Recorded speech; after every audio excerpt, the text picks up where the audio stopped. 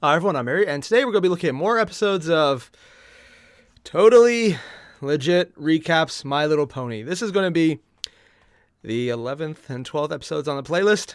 Flutter Butter, Season 6, Episode 11, and Spice Up Your Life, Season 6, Episode 12. I just know that the next video, Episode 12, is... there's a picture of Voldemort in the corner. And then like a vampire pony in the middle. And I just... I have questions. And I am afraid I might get answers. Which in general is the accurate way to look at anything DWK does. Because there's two types of episodes I've seen of him so far. Either they're actually really thought-provoking and kind of nihilistically disturbing, or... they're really stupid and nihilistically disturbing. It's one or the other, sometimes mixed between them. But it's either freaking nihilism or freaking crazy levels of, this is going to be stupid. We're going to make this crazy. and nihilistic, depressing humor. I find nihilistically depressing, but honestly, it's more just cracked up humor. It's like literally cracked up. And you can take that as either crazy or on drugs. Both work. I don't know why I enjoy this. I really shouldn't enjoy this, but I kind of do. And I'm just going to lower that, yeah. It's good. I don't know why I think it's good. It's really fucked up sometimes, but it's good. And we're going to see more. I can't tell if I'm hyping myself up or trying to talk myself out of it. Both? Probably both. Again, link below original video. Hit it up, because if nothing else, it's definitely worth a watch. If only so you could experience it yourself. That does seem like the best way to look at it. And yeah, let's get started. Well, we're going rock on this one. Nice. Canned recap? Alright, so it's a lovely day in Cloudsdale, and Fluttershy is having lunch with her parents in their beautiful home, along with her lifelong best friend, Rainbow Dash. And Fluttershy's like, parents. Wow, guys, our lives really turned out great. I mean, what? Dad just retired. You guys can enjoy your golden years and bliss. No. And me and Dashie are superheroes who save the world and hang out with princesses. Everything's peachy and nothing can possibly. Yeah, she does have a crazy life when you think about it that way. And her parents are like, "Yep, you said it, sweetie. We're so happy and we're so proud of you." Oh no, where's he going to go with this? You're like a second daughter to us, and we always believed in you. And Rainbow's like, "Guys, stop it. You're gonna make me cry." And then nothing bad happened. The end. Wait, seriously? You're actually just going to drop it there? Oh wait, no, that's not what happened because of this motherfucker. So, apparently Fluttershy has a brother, and he's a lazy hipster dipshit. Oh my god, I even recognize that haircut. Wants to move Cheetos and back Vaseline in with their parents because he dropped out of college again. Again? Am I watching My Little Pony right now? Because it feels like I'm watching my... Anyway, this guy is a fucking piece of work. He uses stupid slang and talks with some kind of weird affectation, even though he obviously grew up around people who speak normally. He's doing the stupid hipster look. Anything wrong with that, right? It's like a mix of California and New Jersey because of the bling. Douchey, doesn't it? So this asshole barges it's a in like bar. he owns the place. A bar, like a makes strap. his dad Okay. Get all his bags, and you know at least one of them is full of dirty laundry that his mom is gonna have to do. Well, maybe you don't know that, but I know that. So Buttershush pulls that's her probably parents aside, accurate. and she's like, "You guys can't let him do this to you again." And they're like, "Oh, he's a creative type. He just needs a little time to find himself." And she's like, "Yeah, that's what we've been telling ourselves for the past 10 years. But you know, all he's gonna How do long is has he been smoke dropping pot, out of high drink your school or wine, college? jack off, and post Probably on high school 4chan too. all day. Probably all at the same time. Tell me I'm wrong." And Fluttershy's dad is like, "Well, at least it's not Reddit." So, brother Zephyr McDouche Muffin here is hitting on Dash, and Oh my damn, god. does he want her? Like, not this kind of one. We're talking this kind. But she fucking decks him, which is... Okay, wow. I'm sorry, I just need to take a second to process this. One, something about his design is really freaky, like the super long legs. It's freaking me out considering everyone else is more cartoony. He's more... like... I'm somehow hitting body horror levels on how long his legs are. It's freaky. I don't know why. Also, I just need to ask, and someone please clarify this down below. How much of this is him just screwing around with the story and how much is, oh my god, this actually happened? Did they really have the dropout, useless hipster brother who just mooches off family? I mean, they gave him the freaking 5 o'clock shadow, which I know I have no right to comment about, but... Oh, God, like, you could just...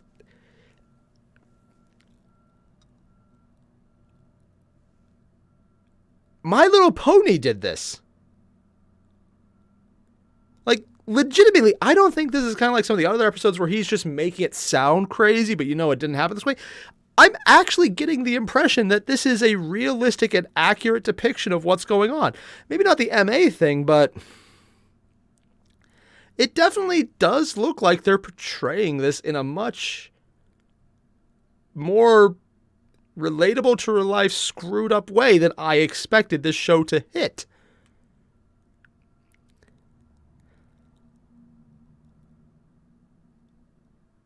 I'm just going to keep telling myself that this is him just screwing around the story to make it sound worse than it is, and ignoring the fact that all the background animations seem to support what he's saying as being accurate. Also, and this is just making it too accurate in my opinion, that haircut, or lack thereof, and then the man bun. They animated in the douchiest hairstyle for a guy. Because every time there's a guy with a man bun like that, just throwing it out there, it's a 50-50 chance. And by 50-50, I mean they are or they are not. Technically, by that logic, it would apply to anything, but I'm going to ignore that fact. Just... I'm actually afraid this might be a legitimate recap rather than him bastardizing it like usual. Is awesome. And then everybody argued and over whether or not Dash is gay again. Guys, it's been almost 6 years. Can we just stop? And Flutter's was like, all right, motherfucker, you're coming with me and you're getting a job. And he's like, dude, I don't need a job. My main therapy YouTube channel is totally taking off. I've almost got 100 subscribers and my Patreon. You're getting a fucking job. So, yeah, morning, that dude, one. Her brother is tired as fuck because he normally wakes up at noon, and I'm sure he's really trying to get back on a normal sleep schedule, but it's just hard when you have no routine, you know? And Fluttershy's like, listen, Rarity is a very good friend of mine, and she was nice enough to give you some work, so don't fuck up. He's so gonna, he fucks up, and then he fucks up again, just like he's been doing his entire life. Because, like, Fluttershy... I'd say jump off a cliff, but you're a Pegasus, so it wouldn't matter. Something and finishes it. You know, I need a drink. Really? Jesus Christ.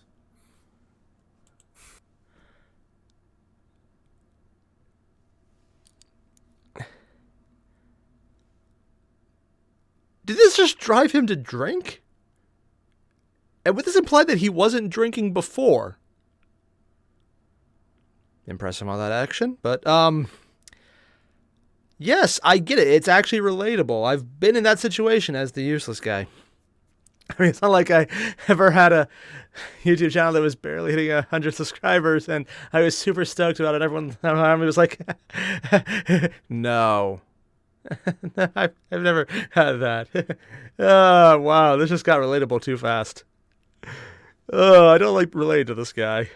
So, even Dash tries to give this guy a chance because she's a bro, and surprise, he fucks up. So she kicks his ass. Oh, dear God! And probably secretly enjoys, and Fluttershy is like, look, if you can't hold down a job and contribute something, you can't live here. So she has to throw him out, and of course she feels like shit because he's her friggin' brother, but what can you do when you have a family member who's a piece of shit? There's no good answer to that question, is there? Nope. Jesus Christ, man. She has an old picture of him, too. Chrysalis again? Or how about Tyrek? You know why those were fun? Is because I haven't fought a giant parasitic bug queen or a magic-eating centaur before. I'm just saying it. So this was actually a really depressing story, and he's actually legitimately going into it. So Zeph ends up living out in the woods and literally goes insane. And Dash is just like, dude, if we don't bail him out, he's gonna end up dead. And Fluttershy's like, look, man, me and Mom and Dad, we've done everything we can. This is on you now. And so Zephyr finally has to face the fact that he's so terrified of failure that he just gives up and sabotages everything he ever tries to do. Self-sabotage. Ooh, that's a Okay, bad you know one. what, My Little Pony? I think you've changed a bit. I Not watch gonna you lie. because you're fun and cute and use whimsical characters and situations to teach moral integrity. Also, sometimes there's rainbow explosions and shit. Yeah, or that was at a least thing. there used to be. First episode, this feels a bit too familiar. Anyway, Yeah. they sing a magical pony song and Zephyr realizes he's actually capable of whatever the fuck this is. So he Still have no goes idea what back that to is. college, gets his degree, and stops. Still has the being shadow on his himself. face. And he's like, "Thanks, guys. I couldn't have done this without you." And they're all like, "Dude, we always knew you were an awesome guy, and we're so proud of you." Yeah. Jeez. Okay, in the last few episodes, whenever he made a joke about how, oh wow, the show got a lot more relatable and dark and kind of weird now, and oh yeah, it's like it really changed these last few seasons. It's like, oh yeah, the joke is that you're hyping it up because it's not actually as crazy as you make it out to be. And this last one, not gonna lie, that was like right out of a melodrama from anywhere on TV or the news. That's super relatable. And I am both sympathetic and infuriated by that character. And I don't like that. Not because it's not good. No. Incredibly well done. But that legit recap, that last one, episode 11, season 6's recap, that wasn't him making a joke. I think that was literally, other than saying the TVMA, that was DWK accurately representing just how screwed up that episode is when you really think about it. And I'd like to point out, even though My Little Pony in this variation has a lot of audience that's not children, it's still technically made for kids and shown on a kids channel, I think. Don't actually know where it's shown at the moment.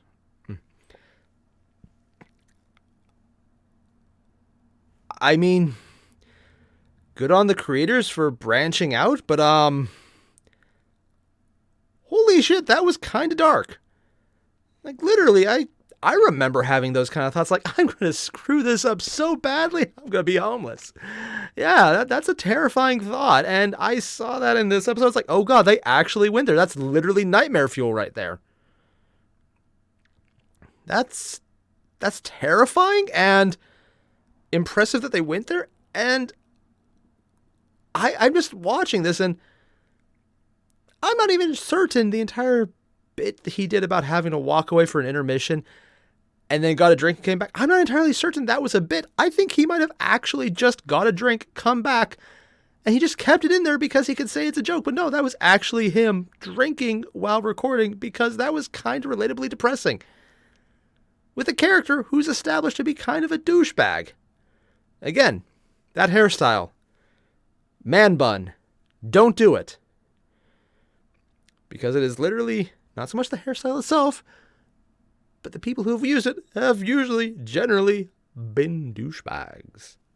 Just throwing that out there, personal opinion. I will probably be wrong in time. I hope. But just, wow. I wasn't expecting that episode to be so dark because he didn't change a lot. I'm just also ignore that little flash of the come join us at the end. I'm just going to ignore that. I might even cut it out because, oh, that got really dark really fast. Yeah, just, damn, I was not expecting that. The previous episodes where he made jokes about how it got really different, really changed, you could tell it really hadn't, but the joke was he was going to make it act like it did. And this one, no, it actually felt down to earth. And when you're talking about a show of magical ponies, down to earth is weird.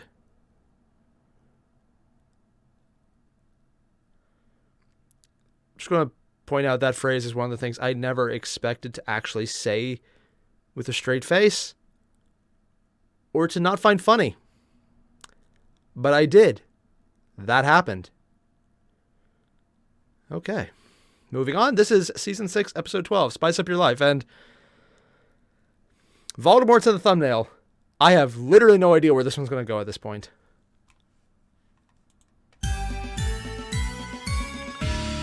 Okay.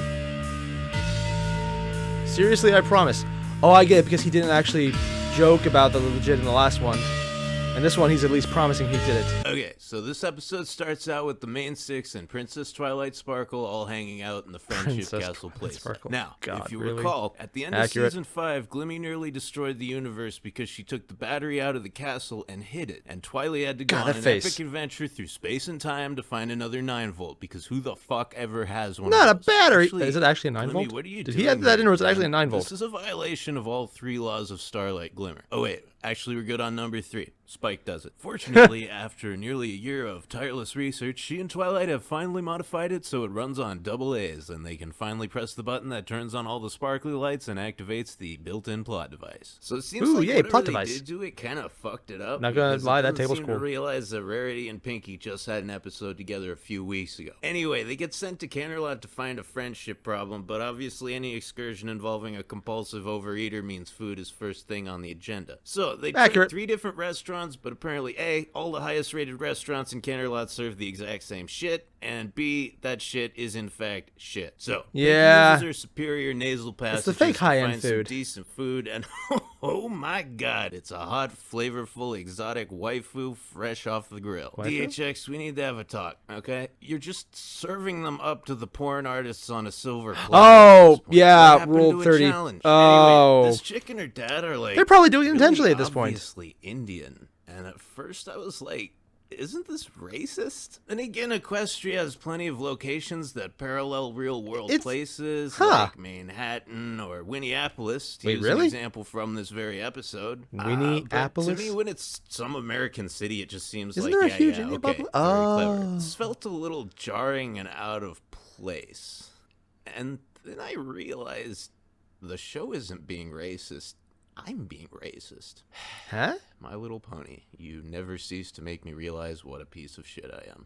Anyway, waifu Masala and her dad are hating life. Wait, her name's and actually each other Masala? because their business is tanking since the Pony Michelin Guide won't review their restaurant, even though it's bomb as fuck. So, Seriously? Rarity, being the cool, collected class, I'm not even sure that's a joke, gal now that there was she a is, Michelin Guide is in just there. like, darling, At this point, it might be don't real. even trip. I'll have them in here by this afternoon. We just need to fill this place up and make it a little less ethnic. Also, I like the song, but it still feels racist, dude. I just can't shake it. I don't know. So, oh my god! Oh, what is God. that? What is that thing? Okay, I take I it can't back, tell which is more DHX. disturbing. I'm sorry. The I lack ever of doubted personality you. on the walls? This is a challenge. Or 0 out of that 10, thing? I would rather stick my dick in a cadaver. I mean, a female one, because I'm not a freak or anything. You know. In fact, hold on. The cadaver Wait. joke does Yep. kind of belie that. Yep, there it is. I knew it. Right there. So this Yeah, is Zesty Death Eater. Gourmand, the Oh, God, he illegitimate child does. Of Lord Voldemort and Tilda Swinton. Apparently, they got rid of her by chucking her through the portal to Equestria. Why does that while work? Twilight was at Canterlot High. No, seriously.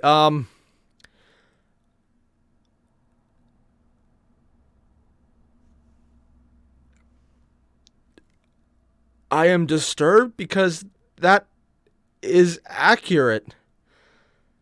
It actually looks like a cross between Voldemort and Tilda Swinton. Why does that actually work?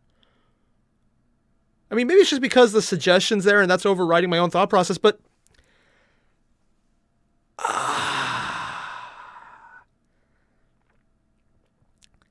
I know a lot of ponies have a background of who they're supposed to be.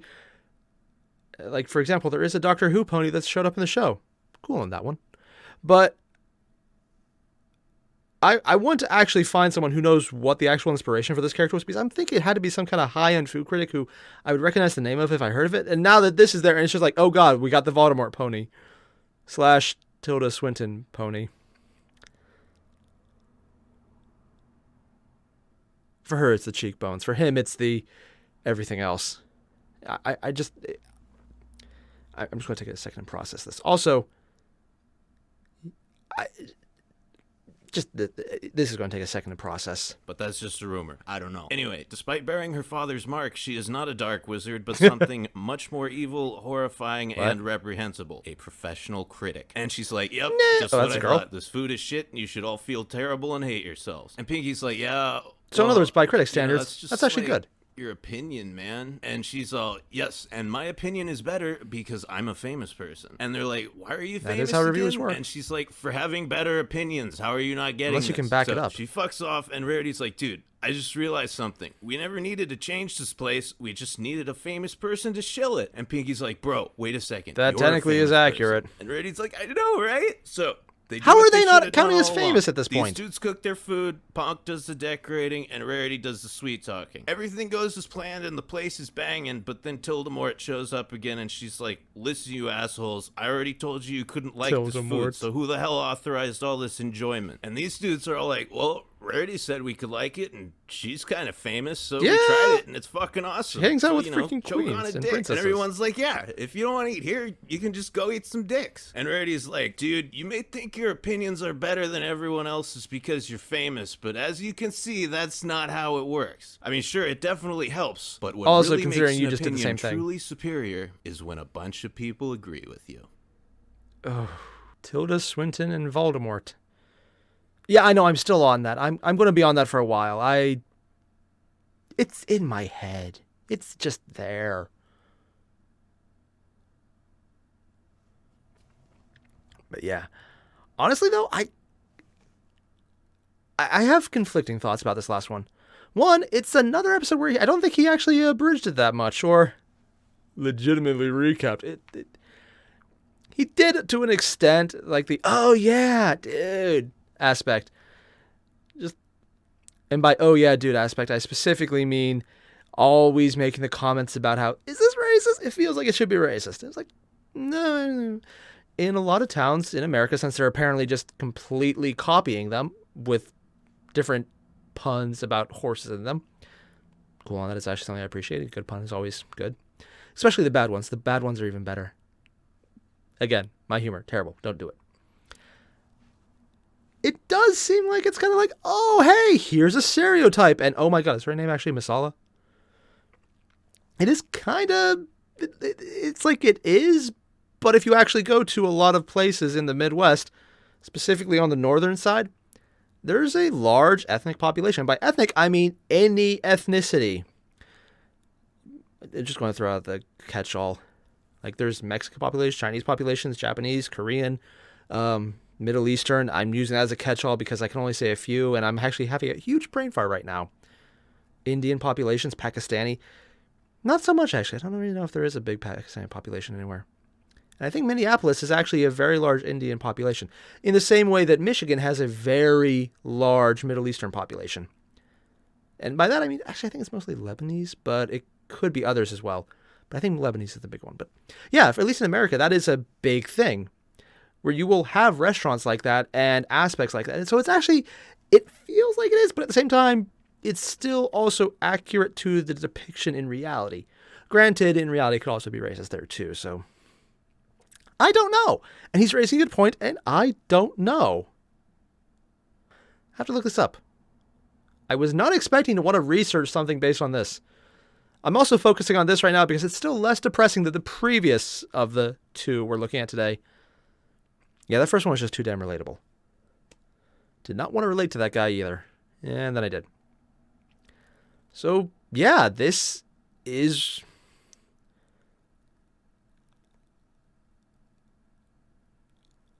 It's definitely more than I was expecting. Because it feels like they're making a few different points there. And DWK is the one who pointed out the racist aspect. It was like, I don't know if it is or if it's actually racist, or am I racist for thinking about it? And I don't know either. Because now that he said it, I'm thinking about it, and I don't know either. It's like, there's really no right answer here. It just feels like you shouldn't. But is it? Yeah, I know. I'm focusing on it now because it's in my head. And it's still trying to compete for space with Tilda Swinton Mort. Yeah. That's going to be my nightmare fuel. The one little joke he threw in there to make it less, WTF-y. The entire, oh my God, we just need a famous person to say this is good. And then they got a famous person who said it was good and it worked. But there's like, oh yeah, it's like just your opinion. And it's accurate because it really shouldn't be. But literally, if you just get someone who is well known and that people agree with, it's more powerful than someone who's just well known. It's like it shouldn't be immoral, but it's technically accurate. Power is getting people to agree with you. How you do it is how you have power, but that's actually an accurate definition of power. And they displayed it. She has fame and people listen to her. So whenever someone else who had fame and people listened to came up, the actual indication of who had more power was people listened to Rarity. So yeah, that technically worked. It really feels screwed up that it was this way. I'm going with the second episode was a giant case of here are things that shouldn't work and feel bad, but are technically accurate. Yeah, that just seems to be the second half right there. The first half was, this is going to be very accurate and very depressing, and there's no jokes here at all because it's very much going to make you really hate it. Yeah. I can sort of see where the entire joke about, and I say joke in quotation marks, the joke about the show really changing in the later seasons became accurate, because that wasn't fantastical or magical. That was, this is a thing that happens, you're going to see it, you're going to experience it, so we're going to put it into a cartoon so you can see it first.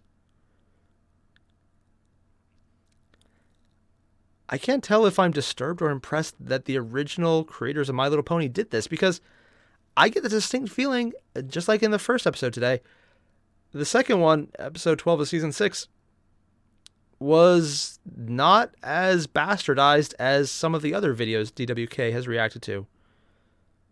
Or specifically, not reacted, legitimized. I'm going to call it that because it sounds more fancy. The is very important when you say it that way. I don't know why. It's part of the contract. Yeah, there's a contract. It's a thing. Kind of weird, but hey, what you gotta do, you gotta do. Just, if you guys haven't already, there is a link below to the original videos. Hit them up because it's definitely worth another look. Or a third look, or a 58th. And it'll probably take that long to wrap your head around the fact that there's multiple layers of fuck-uppery here.